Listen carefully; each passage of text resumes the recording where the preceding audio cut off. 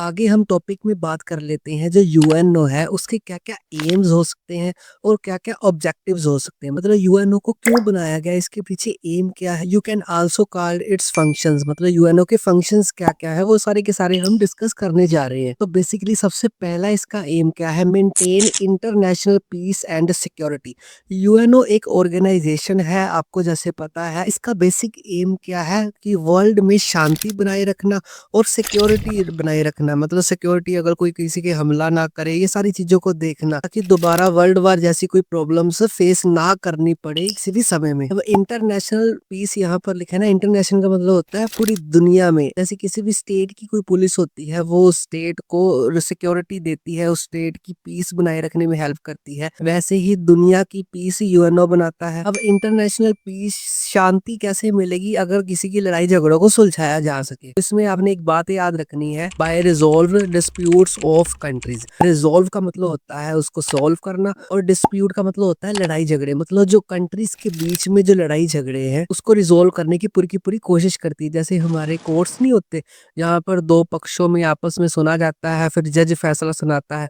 तो यूएनओ की जज की तरह ही होता है। अगर किसी देश के साथ बुरा हुआ है, पूरे के पूरे देश ने किसी देश के ऊपर हमला कर दिया, तो यूएनओ उसकी सुनवाई करता है, उसको सोल्व करने की कोशिश करता है। इंटरनेशनल पीस जिससे दुनिया में बना रहे। उसके बाद अगला इसका एम बोल दो, ऑब्जेक्टिव्स बोल दो या फंक्शंस बोल दो, कुछ भी बोल सकते हो आप। जो है promotes human rights globally.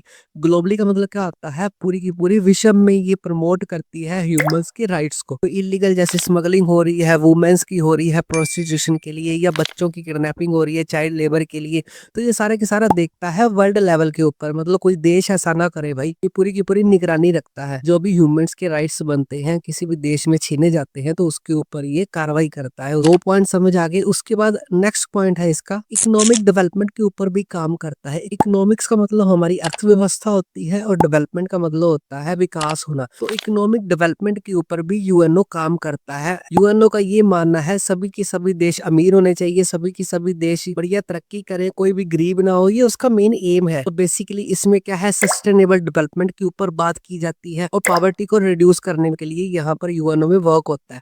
Sustainable development का मतलब क्या होता है, ऐसी डेवलपमेंट हम किसी भी रिसोर्स का मिसयूज ना करें, ताकि वो रिसोर्स फ्यूचर के लिए बचा रहे। हमें अपने रिसोर्स को जैसे मिसयूज नहीं करना चाहिए। पेड़ों को काट रहे हैं, बाद में हमें पता चला भाई हाँ भी ग्लोबल वार्मिंग बढ़ गई, तो ये सारे के सारी चीजों के ऊपर काम करता है। इसको ही सस्टेनेबल डेवलपमेंट बोलते हैं, फ्यूचर जनरेशन के लिए बचा के रखना रिसोर्स। और दूसरा पॉवर्टी रिडक्शन में मतलब वो बोलता है हाँ भी गरीबी कम होनी चाहिए, मतलब सभी को रोजगार मिलना चाहिए, सभी पढ़े लिखे होने चाहिए, उसके ऊपर भी काम करता है यूएनओ, ताकि कोई भी देश पीछे ना रह सके। 3 पॉइंट समझ आ गए। उसके बाद अगला पॉइंट है इसका, promotes international laws. UNO promote करता है हाँ भी जो लॉज उसने बनाए हैं, जितने भी रूल्स एंड रेगुलेशन है, वो इंटरनेशनली सभी के ऊपर सेमली लागू हुआ है। ऐसे ना हो कोई इसका लॉ नहीं मान रहा, कोई मान रहा है, कोई देश, ऐसे तो काम ही नहीं चलेगा। इसका अगला पॉइंट है डिलीवर ह्यूमैनिटेरियन एड्स। इसमें आपने याद रखना है ह्यूमैनिटी के लिए भी काम करता है यूएनओ। ह्यूमैनिटी के लिए क्या काम होता है, मान लो आप कोई सड़क पे जा रहे हो, कोई एक्सीडेंट हुआ तो आप पुलिस को इन्फॉर्म करोगे, बेचारों की जान बचाओगे, तो इसको तो बोलते हैं मानवता के लिए काम करना। तो ऐसा ही कुछ यूएनओ भी करता है। इसमें क्या आएगा, wide relief during natural disasters for wars etcetera. मतलब वो रिलीफ प्रोवाइड करता है। रिलीफ का मतलब क्या होता है, राहत प्रोवाइड करता है।